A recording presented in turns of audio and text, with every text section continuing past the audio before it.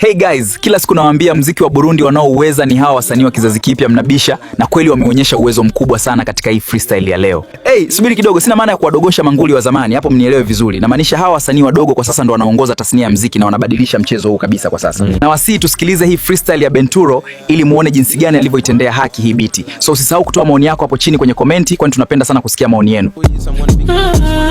Yeah. DJ Bombo Cloud. Kuri no beat ngarutse ndi nkumu mafia man. Abana haye umwanya babwira ati didan easy man. Sumutani ngarutse ku ntebe nk'umusaza yita umwami. Na haye umwanya baraperi beshi muri bo. Jamani, tizama anavyotereza vizuri kwenye hii biti. Tizama idea ya video. Jamani, wawekezaji wa Burundi wanafeli wapi? Mbona kuna vipaji vingi na wanaweza kupiga hela? Jamani, ifike hatua matajiri wa Burundi waelewe biashara ya muziki. Kwenye music kuna hela nyingi sana. Endapo mkiwekeza kwa wasanii wa Burundi na kuwaombea kimiliki, mnaweza piga hela sana.